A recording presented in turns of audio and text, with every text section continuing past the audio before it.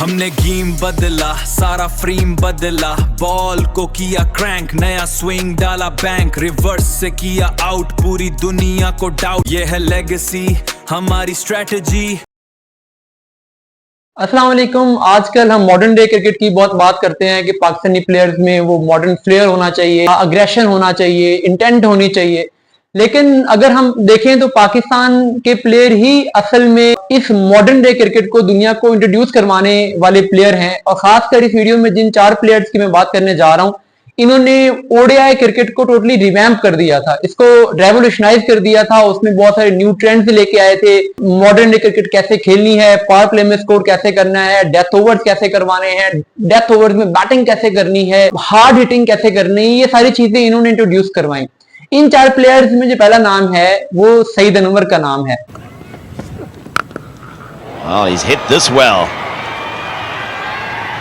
देखिए, हम लोग नॉर्मली सुनते हैं कि 96 के ओडीआई वर्ल्ड कप में सनत जयसूर्या ने जो दायरे की बैटिंग होती थी उसमें फील्डर के सर से ऊपर शॉट्स खेलने का ट्रेंड स्टार्ट किया, पावर प्ले को एक्सप्लॉइट करने का ट्रेंड स्टार्ट किया। लेकिन फैक्ट ये है कि 1990s में, बल्कि 1989 में जब सईद अनवर का डेब्यू हुआ था, तो अपने तीसरे या चौथे ही मैच में इंडिया के अगेंस्ट उन्होंने 24 बॉल पे 37 रन की इनिंग्स खेली थी, यानी 130 प्लस का स्ट्राइक रेट उनका उस इनिंग्स में था।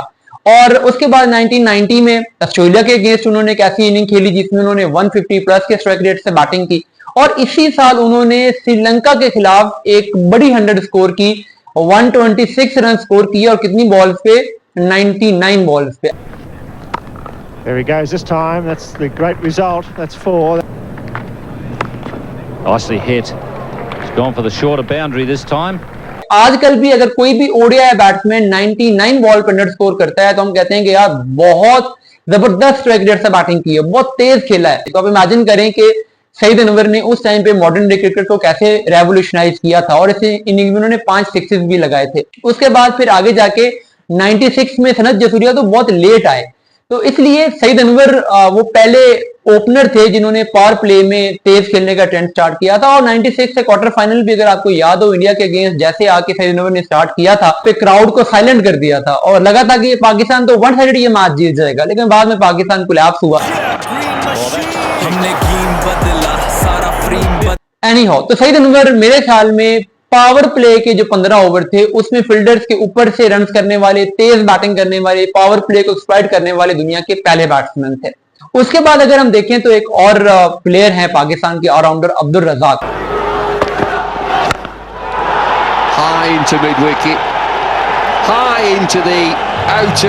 आजकल जो हम टी20 क्रिकेट देखते हैं उसमें जो सबसे हॉट बैट्स हैं वो किन पे होती हैं?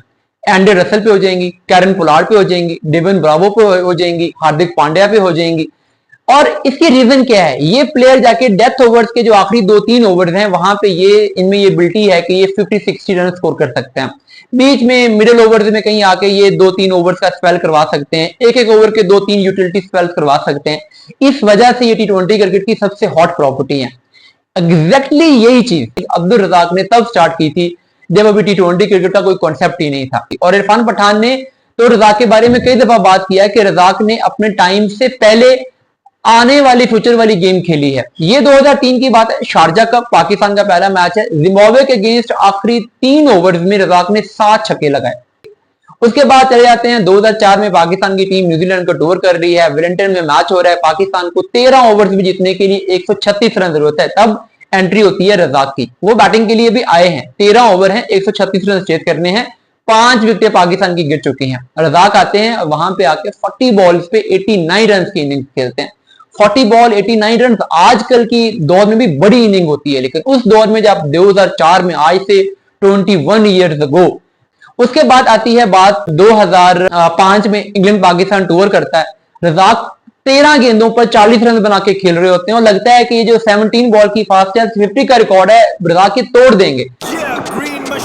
हमने गेम बदला, सारा फ्रेम बदला, बॉल को किया क्रैंक, नया स्विंग डाला बैंक, रिवर्स से। वहां पे एंड्रयू फ्लिंटॉफ ने आके रज़ाक को 3-4 गेंदों पे बाउंड्री नहीं लगाने दी। रज़ाक ने उस मैच में भी 22 गेंदों पे 51 रन स्कोर किया था।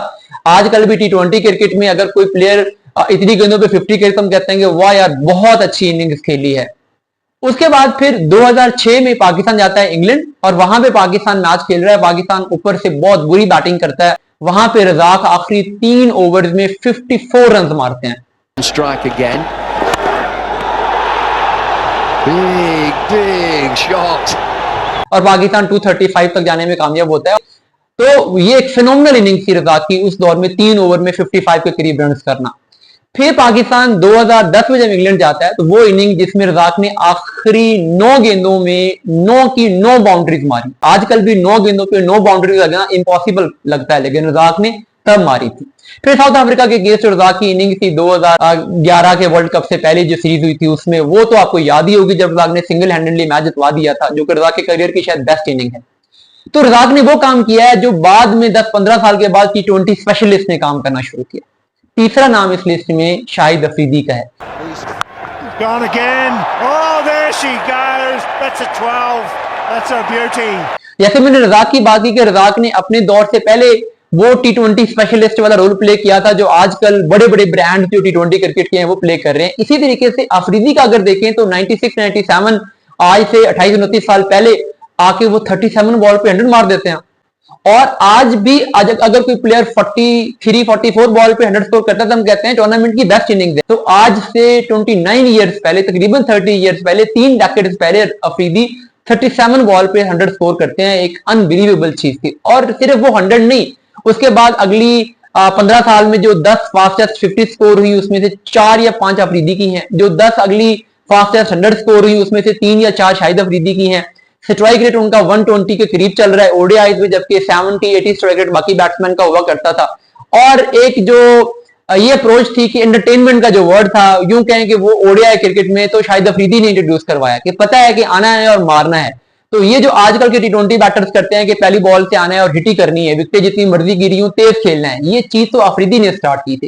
तो कुछ लोग तो ये कहते हैं कि बेसिकली T20 क्रिकेट की फाउंडेशन ही शाहिद अफरीदी ने रखी। जैसे वो 4 ओवर का स्पेल करवाना है, आके कंट्रोल बॉलिंग करनी है,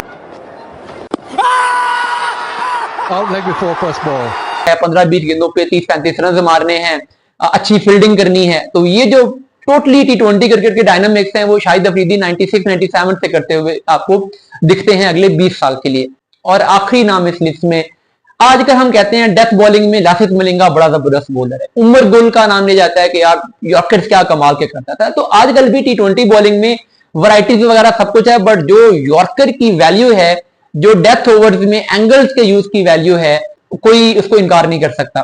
तो 90s के दौर में और 2000 के दौर में तो फास्ट बॉलर से आखिरी 10 ओवर में उनको इतनी मार पड़ती थी कि पहले 5 ओवर में मैगरा पॉलक ने 10 रन दिए हुए हैं और आखिरी 5 ओवर में वो 50 रन खा गए, 40 रन खा गए। ये हाल होता था एम्ब्रोज का, वॉश का, डोनाल्ड का, ये जितने भी बॉलर फास्ट बॉलर थे सबके साथ ये होती थी। लेकिन उस वक्त भी एक बॉलर था जो कि आखिरी अगर पाकिस्तान बॉलिंग कर रहा है और 10 ओवर में मुखालिफ टीम को 60 रन भी चाहिए हैं तो पता था कि यार वसीम अकरम, वकार यूनुस हैं, ये नहीं बनाने देंगे। What a Yorker! Straight through Peter Sleep, a hat-trick for Wasem Akram. ये रिवर्स स्विंग करेंगे, यॉर्कर मारेंगे डेथ ओवर्स में।